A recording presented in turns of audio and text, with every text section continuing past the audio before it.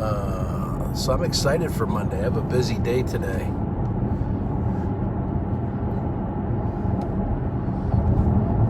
Wait for a couple people to hop on here. It's an interesting topic today.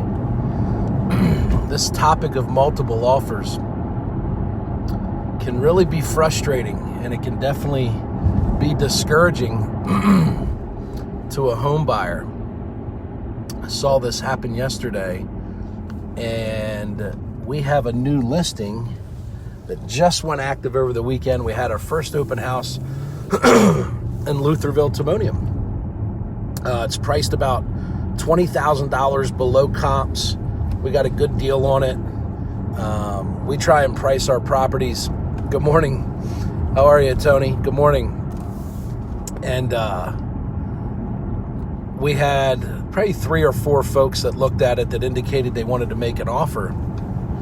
And it's exactly what we expected. When you price a property below market value, and in today's market where there's a small shortage of inventory, when you have ready, willing, and able buyers that are actively looking in that price point or that market or that school district, it's not unusual for more than one of those buyers to make an offer, and then the seller's in a multiple offer situation.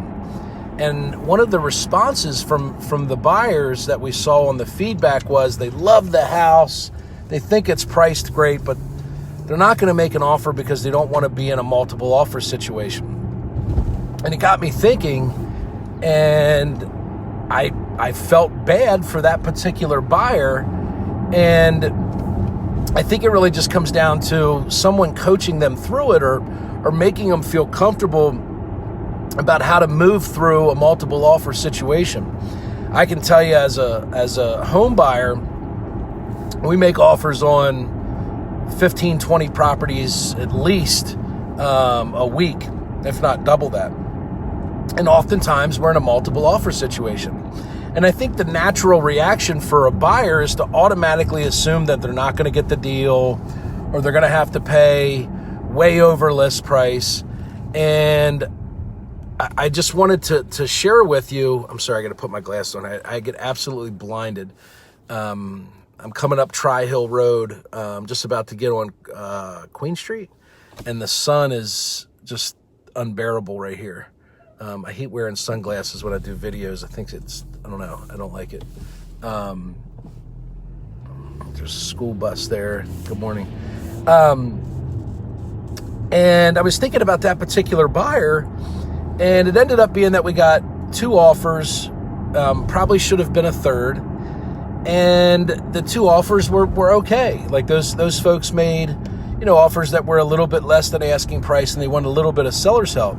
So the reality is if this third offer would have just made a good, solid offer, at asking price or very close, with a good settlement date, a good deposit, solid financing, they realistically would have won the deal. So a lot of times when you have a situation as a buyer and you find out that you're in a multiple offer situation, some of those offers might not be very good. So even though you're competing, you may be competing against someone that has a contingent offer. Maybe they have a house to sell and settle on before they can close on this deal.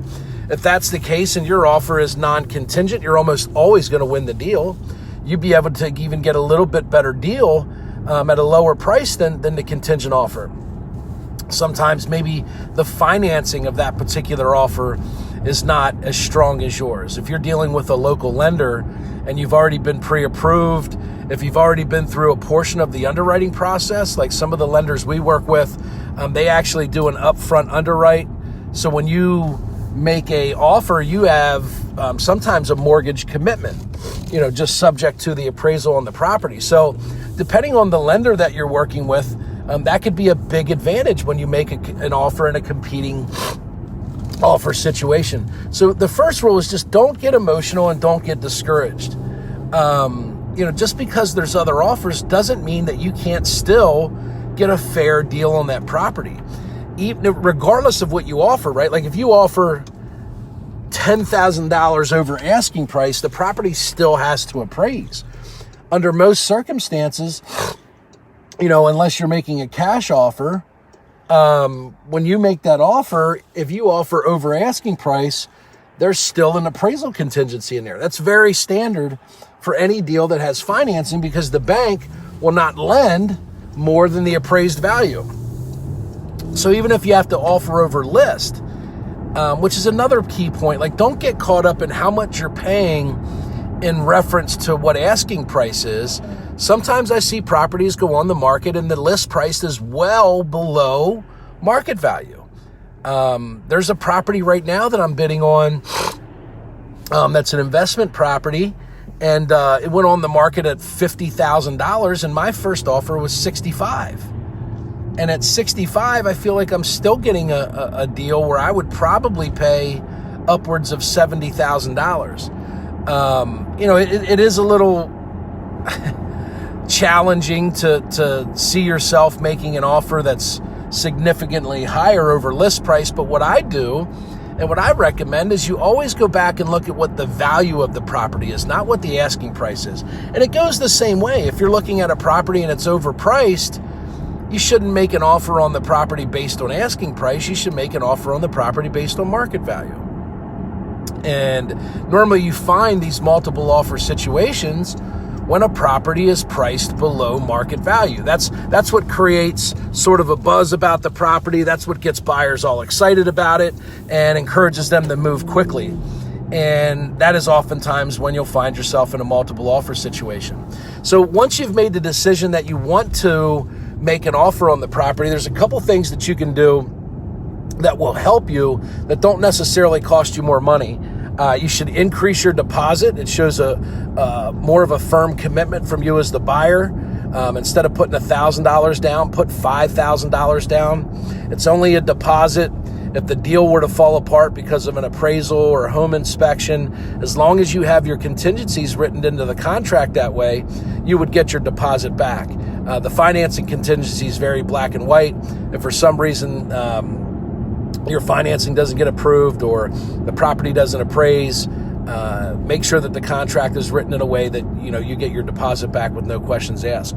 So you can increase your deposit without having to pay way over asking price or to getting caught up in what they some people refer to as a bidding war. Increase your deposit. It'll make your offer stronger, and you're more likely to get your deal accepted without having to pay way more than everyone else. Dealing with a local lender is a big deal. If you've already been through the underwriting process, you have a local pre-approval, that's definitely going to help your chances of winning the deal without having to pay more money. Eliminate a lot of unnecessary contingencies. If it's a newer property and you've spent a lot of time in the home, you may want to consider not doing a home inspection, particularly if you're somebody that's handy and you know what you're looking at. Again, on a property that's 10 years old or so, you can, in most cases, visually inspect the foundation on your own. You can visually inspect to make sure that there's no signs of any mold or termite damage. That can be a somewhat risky proposition with no home inspection, but I've seen a lot of times where there's multiple offer situations and buyers are able to make an offer with no inspections, and it definitely makes it more appealing to the seller because it's just one less contingency that I have to work through. So if you can eliminate some contingencies in there, that would definitely improve your ability to be able to get your deal accepted. But the biggest thing is you have to play the game to win. And oftentimes I see these situations where people just bow out of a deal because it's a multiple offer situation.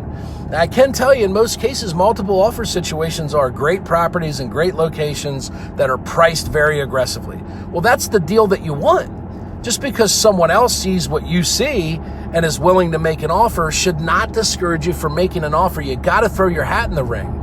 So, and those are a couple tips that you can follow that might help you win the deal. Remove as many contingencies as possible, increase your deposit, shorten the timeline for closing, communicate with your lender and say, hey, if I get you all of my documentation and if we order the appraisal as a rush, which is one thing you can do to save sometimes up to 7 days.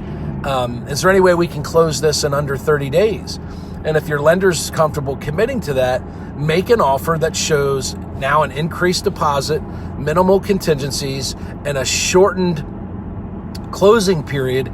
You're starting to look a lot like a cash buyer, even though you're using financing. Because those three things are oftentimes what cash buyers are able to offer, is they have minimal contingencies, they can close in a short period of time, and they're willing to put down a big deposit because it's just a portion of the cash that they would have to bring to closing anyway. So don't be discouraged by a multiple offer situation. Talk with your real estate agent, come up with what you feel is the best offer you can make, and make your best offer. If you get it, great. If not, then so be it. It just wasn't meant to be. So anyway, I hope everybody has a great day. It's supposed to be nice and seasonably warm today. So let's all enjoy that and have a great Monday. We'll see y'all.